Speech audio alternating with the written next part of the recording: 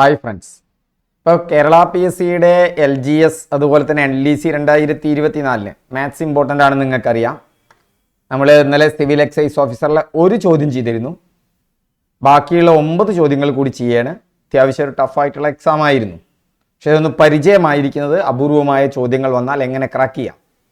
ചോദ്യങ്ങൾ കാണുമ്പോൾ വലിയ ടഫാണെങ്കിൽ പോലും ഒന്ന് പരിശീലിച്ചാൽ എളുപ്പമായി മാറാവുന്നതേ ഉള്ളൂ. കണക്ക് യഥാർത്ഥത്തിൽ നിങ്ങൾ സമയം ചെലവഴിച്ച് കഴിഞ്ഞാൽ ഈസിയാണ്, 10 മാർക്ക് കൊണ്ട് പോരും. ഓക്കെ, നമുക്ക് നോക്കാം, ചോദ്യങ്ങൾ നോക്കാം. 28 cube minus 15 28 cube plus minus 15 whole cube plus minus 13 whole ക്യൂബിൻ്റെ വില എത്രയായിരിക്കും എന്നുള്ളതാണ്. ഇതൊരു സിമ്പിൾ ആയിട്ടുള്ള ചോദ്യമാണ്. അതിനൊരു ആൾജിബ്രിക് ഐഡൻറ്റിറ്റി അറിയണം. അതായത് ഇത് A cube plus B cube plus C cube എന്നാണ് ഇത് വരുന്നത്. A cube plus B cube plus C ക്യൂബാണ്. നോക്കൂ, എ എന്ന് പറഞ്ഞാൽ 28 ബി എന്ന് പറഞ്ഞാൽ മൈനസ് 15 സി എന്ന് പറഞ്ഞാൽ മൈനസ് 13 അങ്ങനെ തന്നെ നോക്കുമ്പോൾ ആ എക്കും ബിക്കും സിക്കും ഒരു പ്രത്യേകത ഉണ്ട്. എന്താണ് എക്കും ബിക്കും സിക്കും തമ്മിലുള്ള പ്രത്യേകത? എയും ബിയും സിയും ഒന്ന് കൂട്ടി നോക്കൂ. എ നിങ്ങൾക്കറിയാം 28, ബി എന്ന് പറഞ്ഞാൽ മൈനസ് 15, സി എന്ന് പറഞ്ഞാൽ മൈനസ് 13. ഈ മൈനസ് 15 മൈനസ് 13 കൂട്ടിയാൽ മൈനസ് 28 എന്ന് കിട്ടും. നമുക്ക് എത്ര കിട്ടുക? മൈനസ് 28. ഇവിടെ അണിച്ചാൽ ആൾറെഡി 28 ഉണ്ട്. പ്ലസ് ഇൻറ്റു മൈനസ് മൈനസ് തന്നെ വന്നു. 28 minus 28 0. A plus B plus C സമം 0 ആണെങ്കിൽ A plus B plus C സമം 0 ആണെങ്കിൽ A cube plus B cube plus C cube 3ABC ആയിരിക്കും. ഇവിടെയാണ് ഈ ഉത്തരത്തിൻ്റെ താക്കോല് കിടക്കുന്നത്. അപ്പോൾ ഓർത്തു വെക്കുക. എന്താണ് ഓർത്തു വെക്കേണ്ടത്? നിങ്ങൾ എപ്പോഴും ഓർത്തു വെക്കേണ്ട ഒരു പ്രധാനപ്പെട്ട കാര്യം, ഇവിടെ A cube plus B cube plus C cube 3ABC ആയിരിക്കും. എങ്ങനെയാണെങ്കിൽ A plus B plus C സമം 0. ഇവിടെയാണെങ്കിൽ A plus B plus C സമം 0. അപ്പം 3ABC കണ്ടാൽ മതി. നമ്മൾ 3ABC എന്ന് പറഞ്ഞാൽ A 28, B 15, C minus 15, C minus 13. അപ്പോൾ നമ്മൾ 3ABC കാണുന്നു സമം 3 into 28 into minus 15 into minus 13. ഈ മൈനസും മൈനസും ഗുണിച്ചാൽ പ്ലസ് കിട്ടും. അപ്പോൾ ഉത്തരം പോസിറ്റീവ് തന്നെയാണ് കിട്ടുക. അതുകൊണ്ട് ഇത് രണ്ടും തെറ്റാണെന്ന് നമുക്ക് ഉറപ്പിക്കാം. ഉത്തരം പ്ലസ് ആണ് കിട്ടുക. ഇനി എ ആണോ സി ആണോ നോക്കിയാൽ മതി. 3 ഇൻറ്റു 28 നിങ്ങൾക്ക് ഗുണിച്ചാൽ അറിയാം 54. ഈ മൈനസും മൈനസും പ്ലസ് ആയതുകൊണ്ട് ഇനി അവിടെ അതിടണ്ട. Into 15 into 13. ഇനി നമുക്ക് 3 28 84. ഇനി നമ്മൾ എന്ത് ചെയ്യുന്നു? 84നെ 15 കൊണ്ട് ഗുണിക്കുന്നു. 84നെ 15 കൊണ്ട് ഗുണിക്കുന്നു. 84 ഇൻറ്റു 15. 84 ഇൻറ്റു 15 എത്രയാണ് വരിക? 84 ഇൻറ്റു 15 എന്ന് പറഞ്ഞാൽ 5 4 20, ബാലൻസ് 2, 5 8 40 2 42. ഒരു 84 കൂട്ടുമ്പോൾ 0, 2 4 6, 4 8 12. നമുക്ക് എത്ര കിട്ടി? 1260. ഇത് 1260 എന്ന് കിട്ടി. ഇനി അതിനെ 13 കൊണ്ട് ഗുണിക്കണം അല്ലേ? ഇനി അതിനെ എന്തുകൊണ്ടാണ് ഗുണിക്കേണ്ടത്? 13 കൊണ്ട്. 13 കൊണ്ട് ഗുണിക്കുമ്പോൾ നമുക്ക് എന്താ കിട്ടുക? നമ്മൾ 1260നെ 13 കൊണ്ട് ഗുണിക്കുന്നു. 1260നെ 13 കൊണ്ട് ഗുണിക്കുമ്പോൾ 3 0 0, 3 6 18, ബാലൻസ് 1, 3 2 6 1 7, 3 1 3. ഇനി 1260 ഒന്നുകൊണ്ട് ഗുണിക്കുമ്പോൾ അത് അങ്ങനെ തന്നെ വരുമല്ലോ. 0 8 7 6 13, 4 2 6 1, 16 380. ശ്രദ്ധിക്കണേ, 16 38 0. അവിടെ അങ്ങോട്ടും ഇങ്ങോട്ടും ആൻസർ മാറ്റി തന്നിട്ടുണ്ട്. അവിടെ നമുക്ക് തെറ്റാം. 16 38 0 എടുത്ത് മാറുമ്പോൾ ശ്രദ്ധിക്കണം, ഇവിടെ ഓപ്ഷൻ സി ആണ് കറക്റ്റ്. അപ്പോൾ എന്താണ് ഇവിടുത്തെ താക്കോല്? A cube plus B cube plus C cube തന്നിട്ടുണ്ട് വിചാരിക്കുക. നിങ്ങൾ നോക്കുക, A plus B plus C സമം 0 ആണെങ്കിൽ A cube plus B cube plus C cube കാണാൻ ആ എയും ബിയും സിയും കൂടി ഗുണിച്ച് അതിനെ 3 കൊണ്ട് ഗുണിച്ചാൽ മതി. 3ABC ആണ്. ഓക്കെ ആണ്. നമ്മളൊന്ന് ശ്രമിച്ചാൽ ഇതൊക്കെ വഴിയിൽ പോരും. ഒരു ഗോളത്തിന്റെ ആരം ഇരട്ടിയാക്കിയാൽ ഉപരിതല വിസ്തീർണം എത്ര വർദ്ധിക്കും എന്നുള്ളതായിരുന്നു അടുത്ത ചോദ്യം. അത് സാധാരണ പതിവായി വരുന്നൊരു ചോദ്യമാണ്. ഉപരിതല വിസ്തീർണം എത്ര വർദ്ധിക്കും എന്നാണ് ഈ ചോദ്യം. എത്ര ഇരട്ടിയാകും എന്നുള്ള ചോദ്യം വേറുണ്ട്, എത്ര വർദ്ധിക്കും എന്നുള്ള ചോദ്യമുണ്ട്. അതുപോലെ തന്നെ ഗോളത്തിന്റെ വ്യാപ്തം ചോദിക്കാം. ഇതൊക്കെ വ്യത്യസ്തമായ ചോദ്യമാണ്. എന്തെല്ലാം ചോദ്യങ്ങൾ വരും? വ്യാപ്തത്തെക്കുറിച്ച് ചോദിക്കും, വ്യാപ്തം എത്ര ഇരട്ടിയാകും, വ്യാപ്തം എത്ര വർദ്ധിക്കും, വേറെ ചോദ്യമാണത്. ഇരട്ടിയാകും എന്ന് ചോദിക്കുന്നതും അല്ല എത്ര മടങ്ങാകും എന്ന് ചോദിക്കുന്നതും എത്ര വർദ്ധിക്കും എന്ന് ചോദിക്കുന്നതും വേറെയാണ്.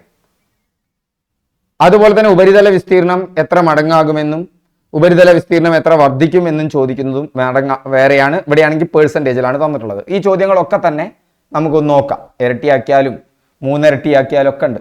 അതിനൊക്കെയുള്ള വഴി നമുക്ക് പറയാം. ഒരു ഗോളത്തിന്റെ ഉപരിതല വിസ്തീർണം, ഒരു ഗോളത്തിന്റെ ഉപരിതല വിസ്തീർണം, ടോട്ടൽ സർഫേസ് ഏരിയ അഥവാ ഉപരിതല വിസ്തീർണം എന്ന് പറഞ്ഞാൽ 4πr² ആണ്. എത്രയാ? 4πr². ഇപ്പൊ നമ്മുടെ ആദ്യത്തെ ഗോളം, 2 ഗോളങ്ങളുണ്ടല്ലോ. ആദ്യത്തെ ഗോളത്തിന്റെ ആരം നിങ്ങൾ വെറുതെ എന്തെന്ന് സങ്കല്പിക്കുക? R1 ആണെന്ന് സങ്കല്പിക്കുക, അല്ലെങ്കിൽ വെറും 6 ആണെന്ന് സങ്കല്പിക്കുക.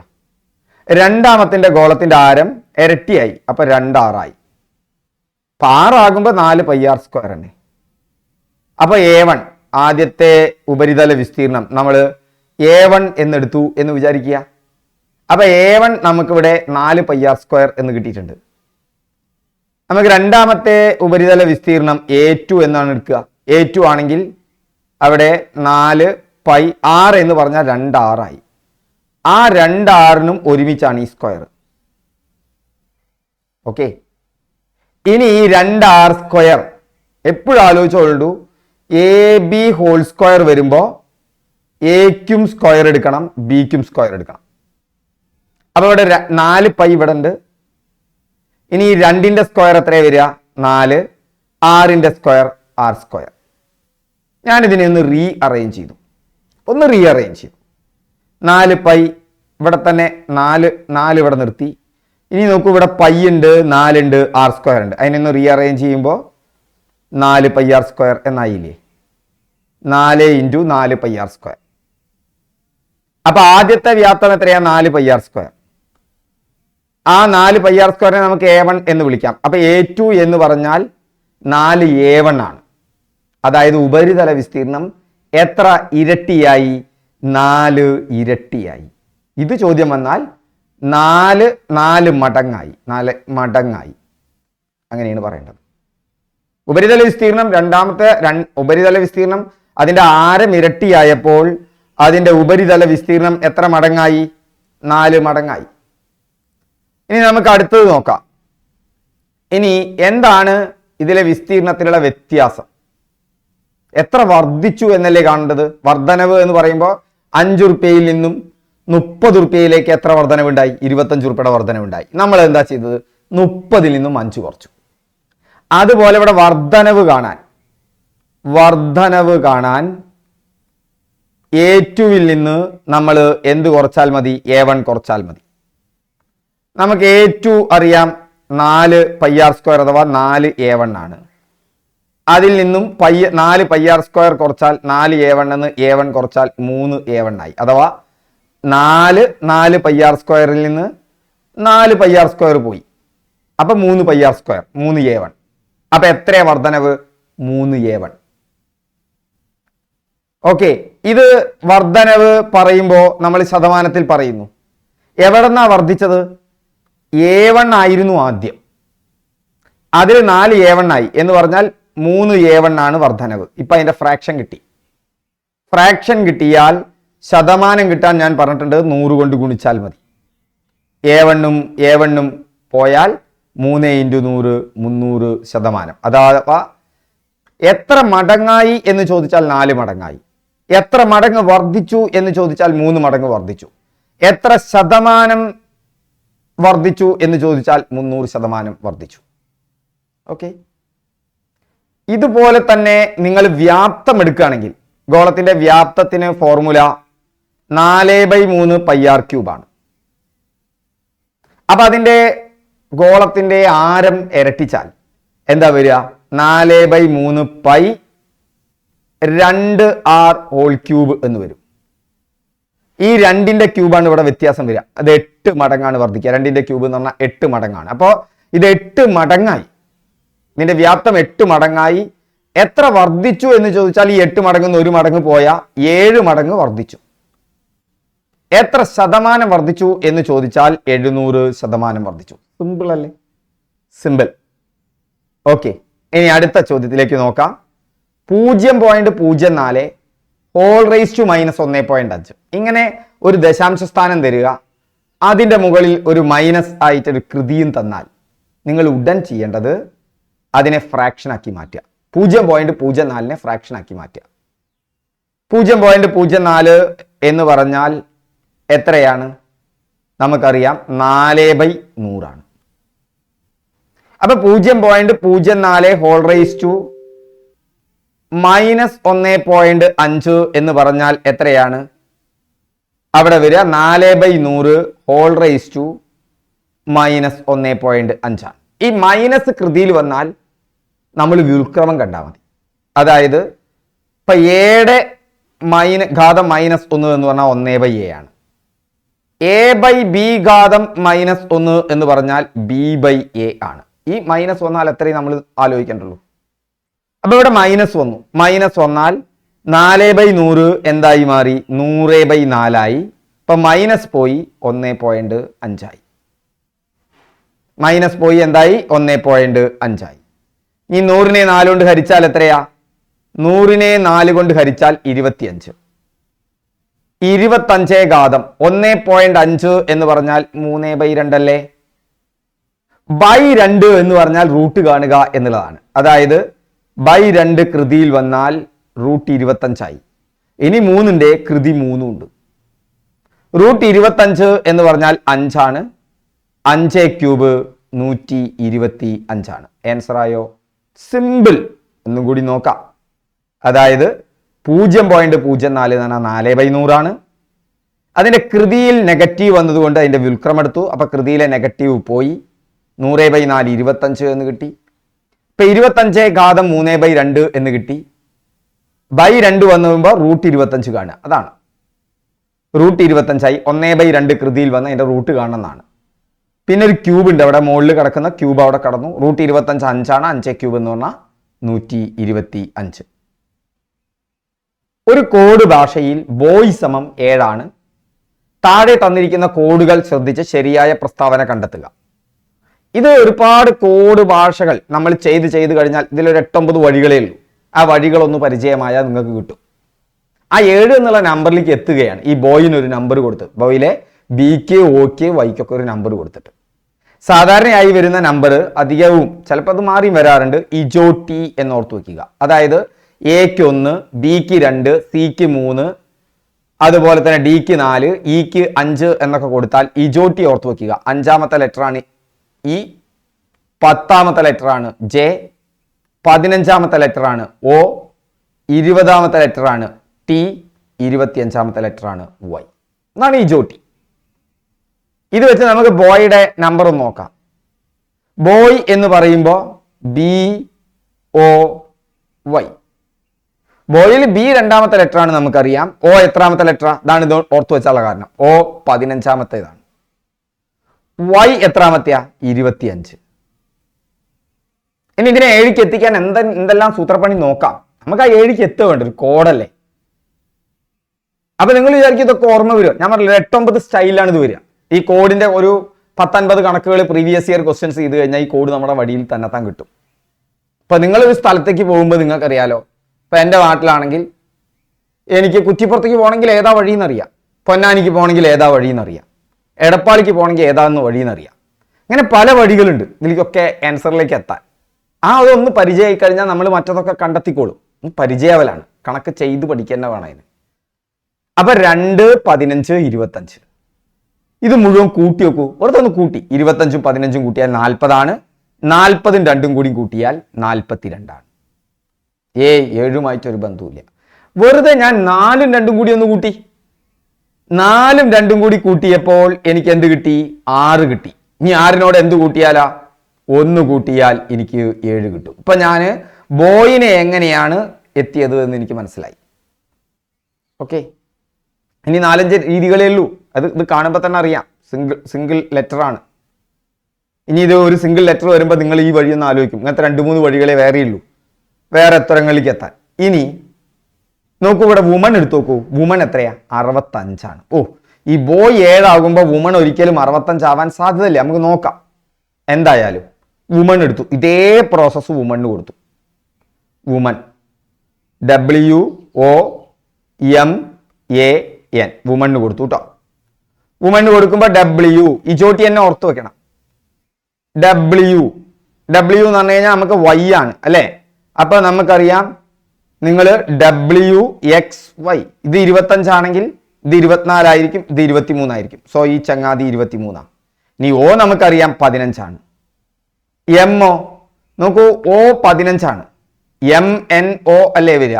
MNO O 15 ആണെങ്കിൽ M എത്രയായിരിക്കും? 13 ആയിരിക്കും. അപ്പൊ M 13 കിട്ടി. A 1 എന്ന് കിട്ടി. M 13 ആണ്. M കഴിഞ്ഞിട്ടാണ് N വരിക. 14 എന്ന് കിട്ടി. അപ്പൊ ഇവ കൂട്ടുമ്പോ 23 ഉണ്ട്, 15 ഉണ്ട്, 13 ഉണ്ട്, 1 ഉണ്ട്, 14 ഉണ്ട്. ഇതെല്ലാം കൂടി കൂട്ടുമ്പോൾ 66 ആണ്. ഇവിടെ ഞാൻ എന്താ ചെയ്തത്? 42 കിട്ടിയപ്പോൾ 4 2 കൂടിയും കൂട്ടി. 6 6 കൂടിയും കൂട്ടിയാൽ എത്രയാ? 12 ആണ് വരിക. ഇനി ആ 12നോട് 1 കൂട്ടി. എത്രയാണ് വരുന്നത്? 13. ശരിയാവില്ല. കാരണം ഇവിടെ എത്രയാണ് വന്നിട്ടുള്ളത്? 65 എന്നാണ് വന്നിട്ടുള്ളത്. അപ്പൊ 1 തെറ്റാണ്. ഈ പ്രകാരം നമുക്ക് നോക്കാം. 1 തെറ്റാണ്. 1 തെറ്റാണ് എന്ന് പറഞ്ഞിട്ടുള്ളത് A മാത്രം. 2 ശരിയാണെന്ന് പറഞ്ഞിട്ടുണ്ട്. ബാക്കി എല്ലായിടത്തൊക്കെ 1 1 2 തെറ്റാണെന്ന് പറഞ്ഞിട്ടുണ്ട്. അപ്പൊ ഇതും ആവാം. പിന്നെ ഇത് രണ്ടും നമ്മുടെ ഇപ്പത്തെ രീതി വെച്ചിട്ടാവില്ല. കാരണം 1 തെറ്റാണ്. ഇനി രണ്ടാമത്തെ ഗോഡ് എടുത്തു. ഗോഡ് GOD ഗോഡ് എടുത്തു. ഗോഡ് എടുക്കുമ്പോ നമുക്കറിയാം ഇജോട്ടിനെ തന്നെ ഓർത്തു വെക്കാം. ഇജോട്ടി അല്ലെ? എന്താ ഓർത്തു വെക്കേണ്ടത്? ഇജോട്ടി വരുമ്പോ നമുക്കറിയാം E എന്താണ്, J എന്താണെന്നൊക്കെ അറിയാം. E 5 ആണ്, J അല്ലെ? അപ്പോ J നോക്കാം അല്ലല്ലോ നമുക്ക്. GHIJ EFG അല്ലെ? EFG E 5 ആണെങ്കിൽ F 6 ആണ്, G ഏതാണ്? 7 ആണ്. O നമുക്കറിയാം 15 ആണ്. D എന്ന് പറഞ്ഞാൽ 4 ആണ്. 7ഉം 15ഉം എത്രയാ? 22. 22ഉം 4ഉം എത്രയാണ്? 26. 26ലെ 2ഉം 6ഉം കൂടി കൂട്ടി. അപ്പൊ എത്ര കിട്ടി? 8. ഇനി ആ 8നോട് 1 കൂട്ടി. അപ്പൊ എത്ര കിട്ടി? 9. സോ ഇവിടെ ഗോഡ് എന്ന് പറഞ്ഞാൽ എത്രയാണ് തന്നിട്ടുള്ളത്? 9 ആണ്. സോ ഇതിൽ 2 ശരിയാണ്. അതുകൊണ്ട് 1 തെറ്റും 2 ശരിയുമാണ്. ക്ലിയർ ആയോ? അപ്പൊ ഇത് നിങ്ങൾ വിചാരിക്കുന്നത് ഈ കോഡൊക്കെ എൻ്റെ ഓർമ്മയിൽ വരുമോ? വരും. നിങ്ങൾ കോഡുമായി ബന്ധപ്പെട്ട പ്രീവിയസ് ഇയർ ക്വസ്റ്റ്യൻസ് ഒന്നിച്ച് ചെയ്തു നോക്കുക. നമ്മുടെ ഒരു കോഴ്സ് ഉണ്ട്, 2053 രൂപയാണ്. 1.5 വർഷത്തേക്കാണ്. അപ്പൊ 1.5 വർഷത്തേക്കൊക്കെ എന്തിനാ കോഴ്സ് എന്ന് ചോദിക്കും. ഈ LDC നമുക്ക് നേടിയെടുക്കാൻ പറ്റും. ഇനി കിട്ടിയിട്ടില്ലെങ്കിലും ഒരു സർക്കാർ ജോലി വരെ എന്നുള്ളതായിരിക്കണം നിങ്ങളുടെ സങ്കല്പം. ഒരു 1.5 വർഷം കൃത്യമായിട്ട് ഇംഗ്ലീഷ് ആണെങ്കിലും മലയാളമാണെങ്കിലും മാത്സ് ആണെങ്കിലും അതുപോലെ തന്നെ ബാക്കിയെല്ലാം ആണെങ്കിലും പ്രീവിയസ് ഇയർ ക്വസ്റ്റ്യൻസും വേണ്ട SCERT ടെക്സ്റ്റ് ബുക്കുകളും ഒക്കെ കൂടി വെച്ച് പിടിച്ചാൽ അത് നമ്മുടെ കയ്യിൽ പോരാവുന്നതേ ഉള്ളൂ. ധൃതി പിടിച്ചാൽ ഒന്നും നടക്കില്ല.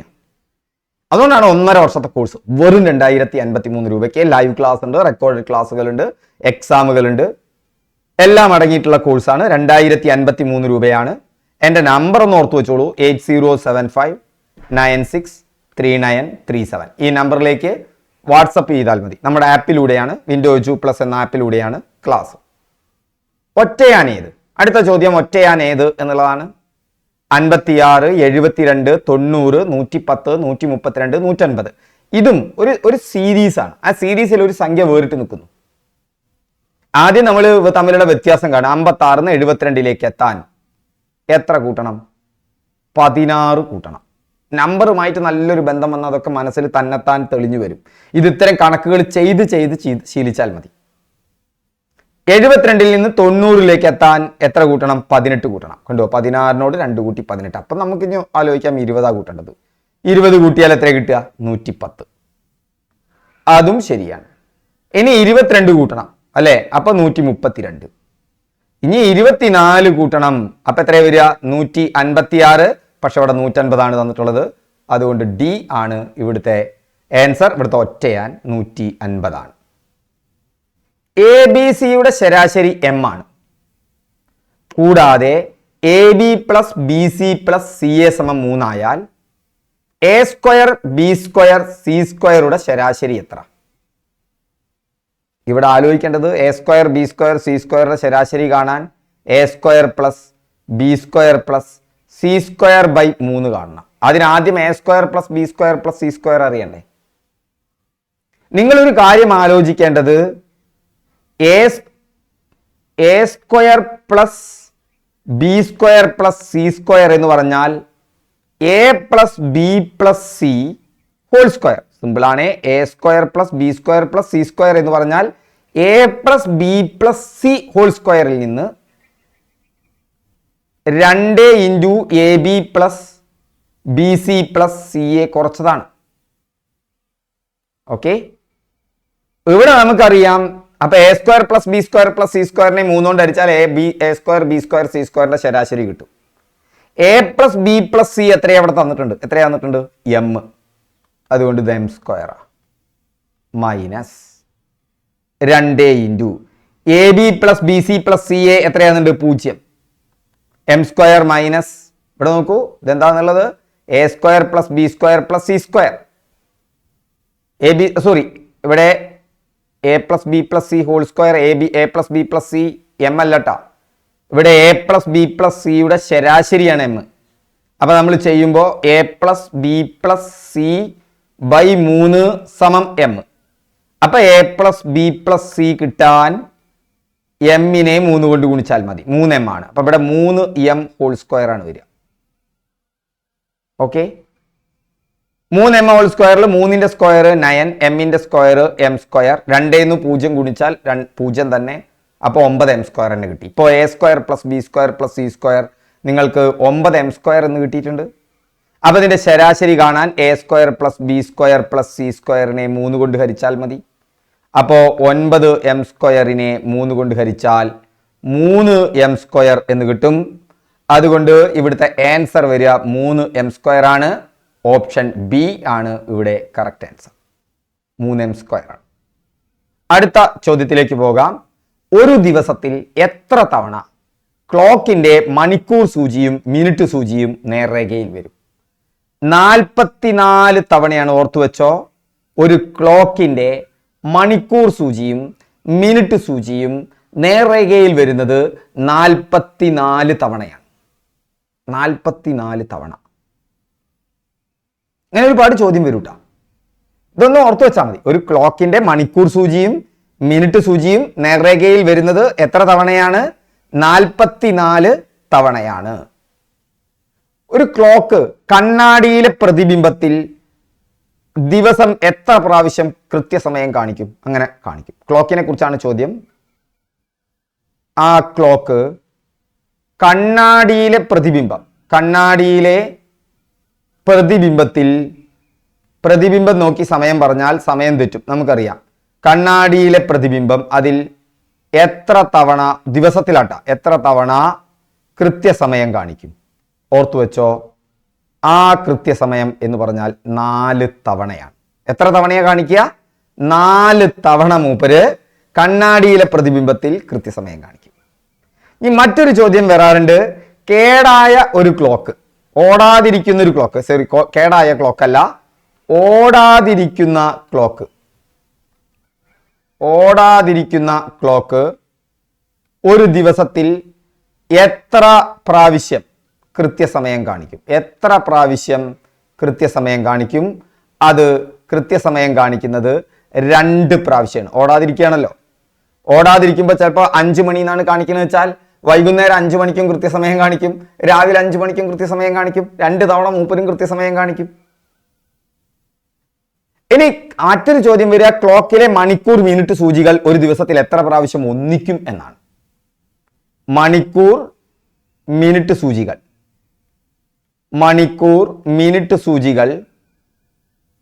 എത്ര പ്രാവശ്യം ഒന്നിക്കും? നേരത്തെ 22 അല്ലേ പറഞ്ഞത്, അല്ലെ 44 അല്ലേ പറഞ്ഞത്? അതിന്റെ പകുതി എടുക്കുക. എത്ര പ്രാവശ്യം ഒന്നിക്കും? 22 പ്രാവശ്യം ഒന്നിക്കും. എത്ര പ്രാവശ്യം ഒന്നിക്കുക? 22 പ്രാവശ്യം ഒന്നിക്കും. ഓക്കെ, ഇനി മണിക്കൂർ മിനിറ്റ് സൂചികൾ എത്ര തവണ എതിർദിശയിൽ വരും അതും ചോദിക്കും. മണിക്കൂർ മിനിറ്റ് സൂചികൾ